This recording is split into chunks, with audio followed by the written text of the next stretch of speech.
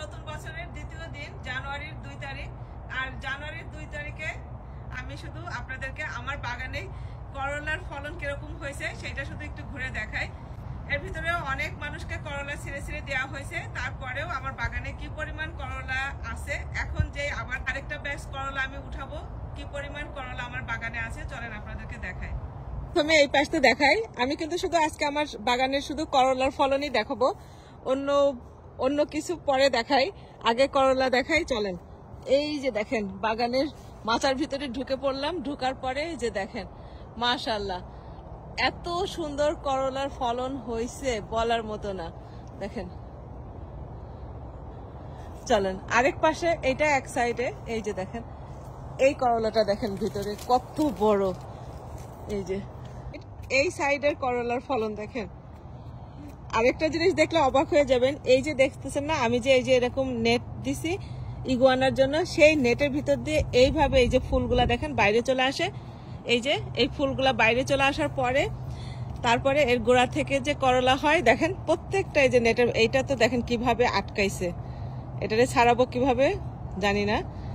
এই যে দেখেন এই একটা, তারপরে এই পাশে করেন, ওই সাইড দিয়ে তো আছেই ভিতরে আরো মাশাআল্লাহ দেখেন।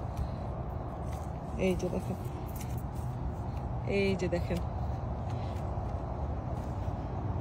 দেখছেন এই যে দেখেন, দেখেন এই অনেকে মনে করেন যে করলা চাষের জন্য হয়তো অনেক বড় জায়গা দরকার, বাকেট দরকার, অনেক জায়গা দরকার। অল্প একটু জায়গার ভিতরে আমার এরকম করলার ফলন হয়েছে। করলার গাছটার গোড়াটা কোথায় চলেন দেখায়। আর হ্যাঁ আরেকটা কথা, এটা কিন্তু শুধু আমাদের ফ্লোরিডাতেই সম্ভব। জানুয়ারি মাসে 2 তারিখে যেখানে কিনা অন্যান্য জায়গায় স্নো পড়তেছে, স্নো দিয়ে সবকিছু ঢেকে রয়েছে, সেইখানে আমাদের এই এত সুন্দর আবহাওয়া আর এত সুন্দর ফলন। এই যে দেখেন এই পাশ দিয়েও করলা, এই যে মাশাআল্লাহ, এই যে দেখেন। আর চলেন করলা গাছের গোড়াটা কোন জায়গায়, এই দেখেন এই পাশেও করলা হয়ে গেছে ফাঁকে ফাঁকে।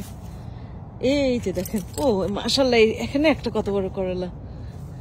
এই যে দেখেন, এই যে কতটুকু একটা পটের ভিতরে আমার এই যে করলা গাছের দেখেন, এই করলা গাছের এইবার নিয়ে যে কতবার যে আমি করলা গাছ থেকে ফলন উঠাইলাম, তারপরে দেখেন মাশাআল্লাহ। আর এই সিম গাছের ইয়েটা দেখেন, গোড়া দেখেন কতটুকু একটা পটের ভিতরে, এই যে সিম গাছ, কতটুকু একটা পটের ভিতরে এই যে বটবটি গাছ, বটবটির যে কত বটবটি খাইছি এইবার। আর এগুলা বেসন রাখছি, এই যে দেখেন এটা বেসন রাখছি, এই যে দেখেন মাশাআল্লাহ। এই যে এই পাশে আরেকটা সিম গাছ, এই যে দেখেন আরেকটা ব্যাচ সিম পাড়ার সময় হয়ে গেছে। রূপাপুর ভিডিওগুলো ভালো লাগলে শেয়ার করে দিবেন, এটা আমার শখের বশত করা। এখন আমি মাশাআল্লাহ সাকসেস। এই যে দেখেন এগুলো বাড়তি হয়ে গেছে, এগুলো ছিঁড়তে হবে। এই যে দেখেন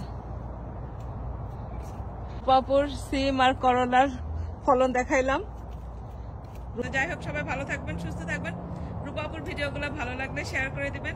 আর রূপাপুর বাগান দেখে কেমন লাগলো অবশ্যই কমেন্ট করে জানাবেন। তো আজকে এই পর্যন্তই, আল্লাহ হাফেজ।